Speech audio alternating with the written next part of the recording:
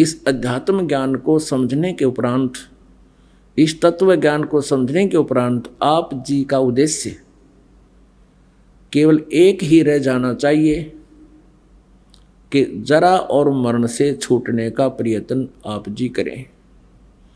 यदि आप इस उद्देश्य को लेकर चलोगे तो जो संसारिक आपके आवश्यकताएं हैं, आपके कार्य हैं, वो परमात्मा ऑटोमेटिकली करेगा। और यदि आप टारगेट लेकर चलते हो कि मेरा ये लाभ हो जाए, मुझे ये सुख हो जाए, मुझे पुत्र प्राप्ति हो, मुझे कार मिले, कोठी मिले, रोजगार बढ़ जावे, ये उद्देश्य ना होना चाहिए। जो यहाँ प्राणी आते हैं उनका उद्देश्य ये हो कि जरा मरण का हमें जो ना पीछा छूटा, ये मार्ग मिले। लेकिन प्रारंभ में जो प्राणी यहाँ आते हैं, पुण्यात्माएं, वो कोई ना कोई आपत्ति से ग्रस्त आते हैं और इसलिए उनको बार बार प्रार्थना की जाती है कि आप जी प्रत्येक सत्संग में आने की चेष्टा करो। जो उद्देश्य आप लेकर आए हो ये तो 100% होगा, आपका कष्ट भी निवारण होगा जब नीत साबित होगी तय। और नियम रखोगे, एक भी नियम अगर आपने भंग कर दिया तो मालिक साथ देगा नहीं, लंबा काम हो जाएगा। अब कुछ तो पुण्यात्मा आते हैं कष्ट निवारण के लिए, बहुत अच्छी बात है। परमात्मा कहते हैं वो दुख भी अच्छा जो तुम्हें ऐसे स्थान पर ले आया।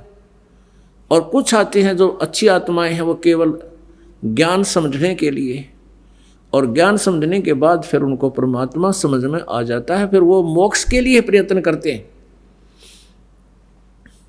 आप जी को बार बार यहाँ इसलिए बुलाया जाता है कि यहाँ 2 दिन 2 घंटे या 3 दिन जितना भी आपको समय मिले, आप जी इस सत्संग को सुनोगे और साथ में फिर डिस्कस होता है। जो अच्छी आत्माएं यहाँ पहले पुरानी है, कई वर्ष के लगे हुए हैं पुण्यात्माएं, उनसे आपका संपर्क होगा।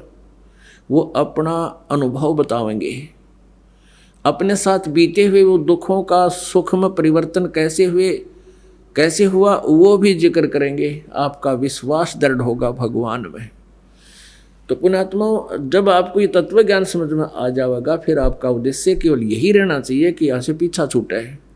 अब मान लीजिए कोई पुत्र प्राप्ति के लिए आता, पुत्र भी हो गया, जो दे देगा भगवान के घर में, क्या कमी है। और कोई धन लाभ के लिए आता, धन भी हो गया, तू धन के काम आया, कल